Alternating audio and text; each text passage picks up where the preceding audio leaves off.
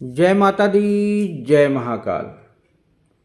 मैं राजगुरु जी महाविद्या आश्रम में आज एक बार फिर आप सभी का स्वागत करता हूँ। मेरे पास आप लोगों के बहुत से फोन आते हैं। गुरु जी, डामर तंत्र के अंतर्गत जो भी साधनाएं आती हैं, भूत प्रेत डाकनी शाकनी ब्रह्म पिचास जिन्नात बैताल से संबंधित जो भी साधनाएं हैं, इतर योनियों से संबंधित हैं, उसके बारे में हमें बताइए और हमें इस प्रकार की साधना करनी चाहिए कि नहीं करनी चाहिए। तो इसे याद रखना, ये जितनी भी साधनाएं हैं उत्तम क्लास की साधनाएं हैं और सभी साधकों को जीवन में एक बार इन प्रकार की साधनाओं को संपन्न करना चाहिए। तो इसी से संबंधित मैं आप लोगों को 50 साधना प्रयोग बताने वाला हूँ। बहुत से लोग लोगों को दिग्भ्रमित करते हैं कि 50 साधना, भूत प्रेत की साधना या ब्रह्म राक्षस की साधना, डाकनी शाकनी की साधना करने से व्यक्ति नरक का गामी होता है, यह निम्न क्लास की साधना है। ऐसा कुछ भी नहीं है। और उन्हीं लोगों के माध्यम से आपने सुना भी होगा कि भूत प्रेत जो है, डाकनी शाकनी ब्रह्म पिशाच शमशान में वास करते हैं, जबकि शमशान इस ब्रह्मांड का सबसे पवित्र जगह होती है, जिसके देवता ही महाकाल है का एक जो स्वरूप है, अघोर के रूप में वहाँ विराजमान है स्वयं। उनकी जो देवी है काली की एक स्वरूप शमशान काली वहाँ की देवी हैं। भैरव जो वहाँ के कोतवाल हैं, शमशान भैरव हैं। और 10 महाविद्या की 4 महाविद्याएं काली, तारा, छिन्नमस्तिका, धूमावती की साधनाएं शमशान में ही संपन्न की जाती हैं। और एक अघोरी जो भगवान शिव के समान होता है, जो साधना के क्षेत्र में एक अद्भुत चरम पोजीशन पर पहुंच जाता है, वो शमशान में ही वास करता है। और आपकी जब मृत्यु होती है तो आप भी शमशान में ही जाते हैं, वहीं से आप अनंत यात्रा के लिए प्रस्थान करते हैं। तो वह अपवित्र कैसे है? तुलसीदास जी को भी राम का जो ठिकाना था, पता था, वो एक भूत के माध्यम से ही प्राप्त होता है। और भगवान महाकाल की जो सेनाएं हैं, गढ़ हैं, उनमें भूत प्रेत डाकनी शाकनी ब्रह्म पिशाच ही तो हैं। अगर वो निम्न क्लास की हैं तो शमशान में कैसे रह सकती हैं और महाकाल के गढ़ कैसे हो सकते? इसलिए भ्रम जो फैलाया गया है, इससे आप लोगों को दूर होना है और पिशाच से संबंधित एक अद्भुत साधना प्रयोग अपने जीवन में जरूर संपन्न करना है, जिससे आप समस्त प्रकार की अपनी मनोकामनाओं की पूर्ति कर सकें। इस साधना से किसी भी देश का, किसी भी जगह का सट्टे की से संबंधित जानकारी आपको इस शक्ति के माध्यम से प्राप्त होगी। यह शक्ति आपको तीनों लोकों के काल के बारे में जानकारी देने में सक्षम है। जैसे आप लोग कहते हैं ना, बहुत से लोग फोन करते हैं, गुरुजी मुझे भूत भविष्य वर्तमान की जानकारी को प्राप्त करने के लिए काल ज्ञान साधना प्रयोग, कड़ पिचासनी, कड़ मातांगी, वर्ताली, वाराही, पंचांगुली जैसी साधना करनी है। तो आप इस अकेली साधना को प्राप्त करके आप काल ज्ञान या त्रिकालदर्शी जैसी सिद्धि को प्राप्त कर सकते हैं। और दूसरी बात, इस साधना से करते समय किसी भी प्रकार का कोई डरावना भय साधक को अनुभव नहीं होता है। यह शक्ति आपका हर जायज नाजायज जो भी आपका लीगल अनलीगल वर्क होता है वह संपन्न करता है। अब रही बात जायज नाजायज की, देखो गलत करेंगे तो हम आप खुद उसका सजा भुगतेंगे। हम अपने मित्र को भी गाली देंगे तो वो भी हमसे झगड़ा कर लेगा, अपने शत्रु को भी प्रेम से राम राम कहेंगे तो वो भी राम राम कहेगा। तो आजकल के जो फेसबुकीय तांत्रिक हैं, इनसे बच के रहिए, साधनामय बनिए, आगे बढ़िए। कोई अजर अमर होके नहीं आया है। तंत्र पे किसी एक व्यक्ति का अधिकार नहीं, किसी ने पेटेंट नहीं कराया है, सबका अधिकार है। तंत्र जीवन जीने की कला है, अपने आप को जानने का माध्यम है। आप स्वयं तांत्रिक बनिए, तंत्र के माध्यम से ही आप अपने जीवन के उद्देश्य को सफल कर पाएंगे। और ना जीवन जीने का कोई अस्तित्व नहीं, कोई मतलब ही नहीं है, क्योंकि तंत्र आपको डिसिप्लिन सिखाता है, अनुशासन की तरफ ले जाता है। तंत्र आपकी कुंडलियों को जागृत करता है, तभी आप जान पाते हैं कि आप सच में स्वयं कौन हो।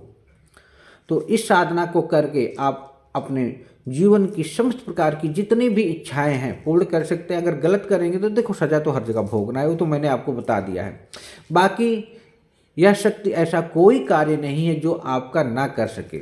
जो आपने कभी सोचा भी नहीं होगा वो भी कार्य करने के लिए वशीकरण, स्तंभन, उच्चाटन, विदिशा, मारण जैसी क्रियाओं को संपन्न करने के लिए यह शक्ति अपने आप में अद्भुत है और सदैव तत्पर रहती है। साधक के एक इशारा पाने का वह इंतजार करती है। यह शक्ति आपके लिए हर कार्य करने की, जो भी आप इसे करवाना चाहेंगे। अब जायज़ नाजायज़ ये आपके ऊपर डिपेंड करता है। इस साधना को करना कैसे है, इसकी विधि क्या है। किसी भी शुभ मुहूर्त में या शनिवार, अमावस्या, चंद्र ग्रहण, होली, दिवाली के दिन से इस साधना को आप शुरू कर सकते हैं। माला इसमें प्राण प्रतिष्ठित मंत्र सिद्ध चैतन्य, पैचासिक माला, विद्युत माला या कमलगट्टे की माला या ब्लैक हकीक की माला का प्रयोग किया जाता है जो प्राण प्रतिष्ठित हो। आसन इसमें ब्लैक रंग का होगा। जो बिस्तर होगा, जो साधना से संबंधित और कपड़े होंगे, काला कपड़ा है जो सर पे आपको बांधना है साधना करते समय, और सुख आसन पे अगर बैठ सके तो उसी में ही आपको बैठ के इस साधना को संपन्न करना है। माला प्रतिदिन वैसे तो 11 माला जाप करना चाहिए। अगर नहीं कर सकते हैं आप 7 माला भी मंत्र का जाप प्रतिदिन कर सकते हैं। रही बात है अगर ये साधना क्योंकि एक दिवसीय है और 11 माला इसको मंत्र का जाप करें तो यह साधना एक दिन में ही संपन्न हो जाती है। दिशा साधक की जो होगी वो दक्षिण की तरफ मुख करके साधना करनी है।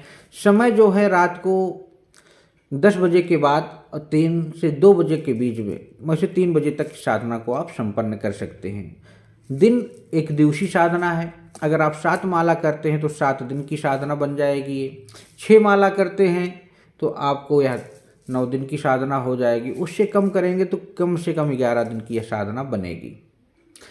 स्थान शमशान भी हो सकता है या ऐसा रूम हो सकता है जहां आपका ही जाना हो और किसी का आना जाना ना हो, और घर से बाहर भी कर सकते हैं। या किसी शिव मंदिर में भी इस प्रकार की साधनाओं को संपन्न किया जा सकता है। ब्रह्मचर्य का पालन करना अनिवार्य है इस साधना के लिए। प्रत्यक्षीकरण जो है, सामने शरीर भी आ सकते हैं या छाया के रूप में भी आपके पास आ सकते हैं या उनका आप अनुभव भी कर सकते हैं। सुरक्षा के लिए बंगलामुखी ताबीज, अपने आसपास बंगलामुखी कवच किसी विद्वान से भोजपत्र पे बनवा के प्राण प्रतिष्ठा सिद्ध करा के प्राप्त कर लें।